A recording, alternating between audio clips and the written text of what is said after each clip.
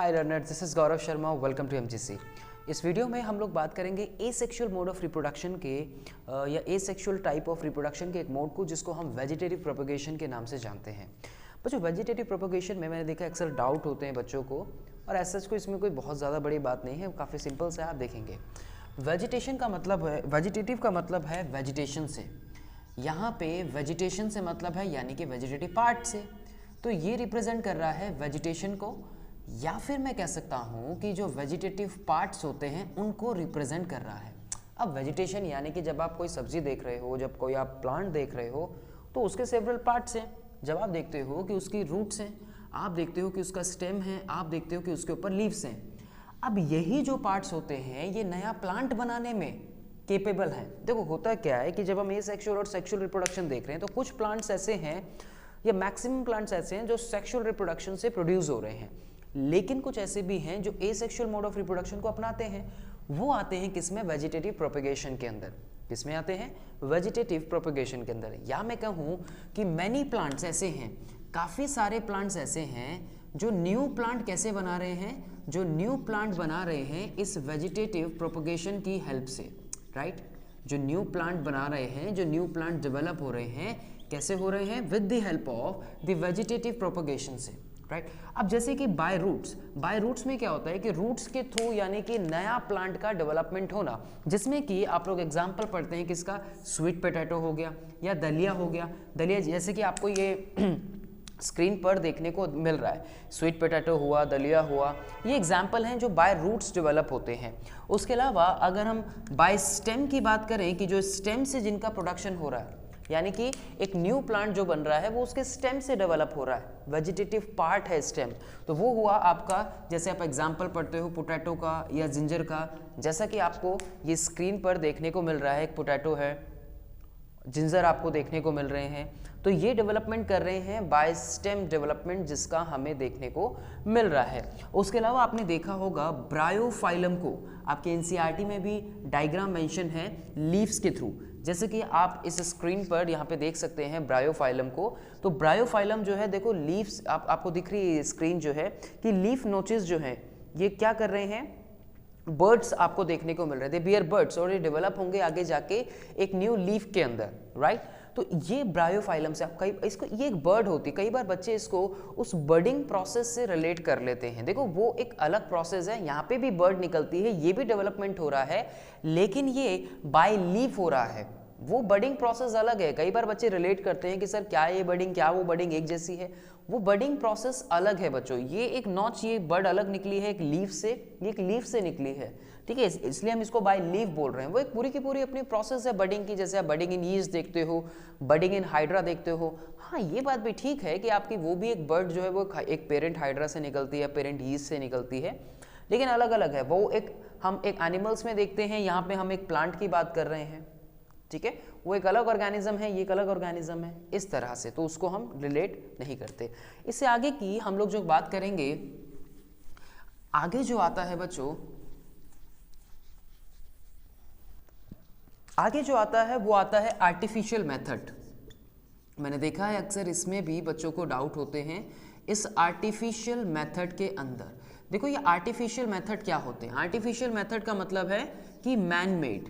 क्या होता है? मैन मेड, यानी कि जो आप कर सकते हो खुद से, नेचुरली वो प्रोसेस नहीं हो रही, ठीक है, नेचुरली वो प्रोसेस नहीं हो रही। तो जैसे मैन मेड में आप पढ़ते हो, सबसे पहला आप एक टेक्निक पढ़ते हो यहाँ पे, जिसे हम कहते हैं ग्राफ्टिंग, है ना?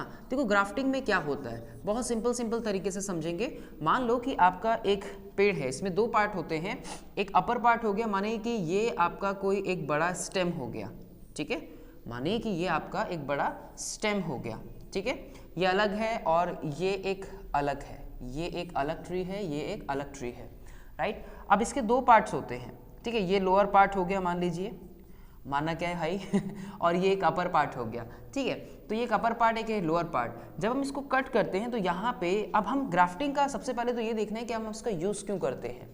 मानो कि आपका ये जो पार्ट है, ये जो लोअर पार्ट है ये खराब हो गया है, ठीक है, ये जो लोअर पार्ट है ये क्या हो गया, इतना खराब हो गया, अब आपको इसको यूज़ करना है, तो आप क्या करेंगे, आप इतने पार्ट को तो हटा देंगे, ठीक है, या इतने पार्ट को आप हटा देंगे, या चलो ऐसा सोचिए कि ये वाला पार्ट आपका बिल्कुल ठीक है, ठीक है, ऐसा समझते हैं कि ये वाला जो पार्ट है हमारा, ये वाला पार्ट बिल्कुल एकदम ठीक है, और मानो कि ये वाला पार्ट आपका जो है ऊपर वाला एकदम खराब हो गया, ठीक है, ये वाला पार्ट जो है आपका वो खराब हो चुका है।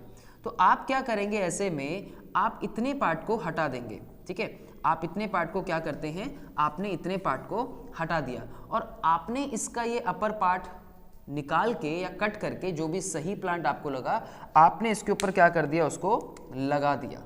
आपने उसको क्या किया, उसके ऊपर लगा दिया। बेटा यहाँ पे दो पार्ट्स होते हैं, एक होते हैं सियॉन और एक होता है स्टॉक, ठीक है, एक को हम बोलते हैं सियॉन और दूसरे को हम क्या बोलते हैं, स्टॉक का नाम देते हैं, ठीक है। जो अपर पार्ट होता है उसे हम बोलते हैं सियॉन और जो लोअर पार्ट होता है उसे हम बोलते हैं स्टॉक। जैसा कि आप इस पिक्चर के अंदर भी देख सकते हो, जैसा कि आप एक पिक्चर के अंदर भी देख सकते हो। तो अपर पार्ट हो गया सियॉन और लोअर पार्ट हो गया स्टॉक। बेटा ये हॉर्टिकल्चर्स जो आज के टाइम पे जो टेक्निक्स हैं, बहुत ज़्यादा ग्रोथ कराने के लिए जल्दी से इस्तेमाल किया जाता है इनको।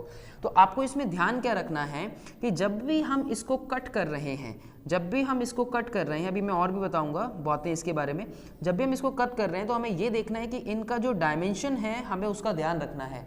मतलब ऐसा ना हो कि आप क्या कर रहे हैं कि जो आपका लोअर पार्ट है, जो आपका लोअर पार्ट है वो तो इतना बड़ा है, मानो कि आपका जो लोअर पार्ट है प्लांट का वो इतना बड़ा है और आप इसके ऊपर इतना सा पार्ट आपने जो है वो लगा दिया। मेरा मतलब है कि आपने इसका डायमेंशन देखो यहाँ पे इतना छोड़ दिया, डायमेंशन इसका इतना यहाँ पे छोड़ दिया। तो आपको बराबर का ध्यान रखना है। उसके बाद क्या करते हैं, अब यहाँ पे सियॉन हुआ ये और ये हुआ स्टॉक। अब आप इसको क्या करते हैं, इसको रैप कर देते हैं। आपको इसको वैक्स लगा के आपने इसको जहाँ पे जोड़ा है आपने इसको रैप कर दिया। कुछ टाइम पे नेचुरली अपने आप ही जो है ये जुड़ जाते हैं, चाहे तो आप बाद में इसको खोल भी सकते हैं।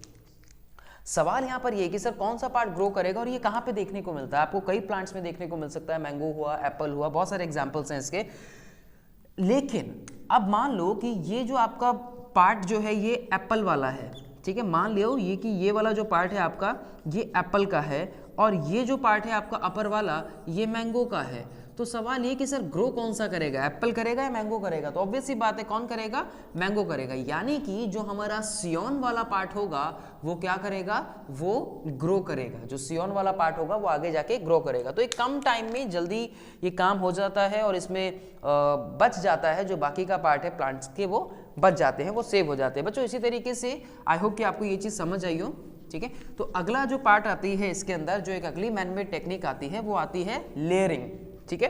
कौन सी आती है, लेयरिंग, जिसको हम बोलते हैं। अब लेयरिंग में क्या होता है कि मानो कि आपका ये प्लांट जो है वो ग्रो कर रहा है, ठीक है, ये आपका जो प्लांट है मानो कि ग्रो कर रहा है और ये वाला जो रीजन है इसका, ये इसके नीचे वाला जो रीजन हो गया ये सॉइल हो गई, ठीक है, ये जो पूरी है ये सॉइल हो गई, ये सारी की सारी हो गई हमारी सॉइल और ये हमारा प्लांट हो गया। तो हम क्या करते हैं, इसकी स्टेम जो है हम इसकी बेंडिंग कराते हैं, इसकी स्टेम की हम क्या कराते हैं, बेंडिंग कराते हैं। हमने क्या करा दी, स्टेम की बेंडिंग करा दी और यहाँ से इसको न्यूट्रिशन मिलना स्टार्ट हुआ, यहाँ से इसको न्यूट्रिशन मिलना स्टार्ट हुआ, ये ग्रो करना स्टार्ट करेगा, इसके रूट्स डेवलप होंगे, धीरे धीरे धीरे ये स्टेम डेवलप होगा और आगे जाके ये ग्रो करना स्टार्ट हो जाएगा। कैसे करेगा ग्रो, जब बच्चों इसको यहाँ सॉइल से न्यूट्रिशन मिलेगा, जब इसको यहाँ पे पानी मिलेगा।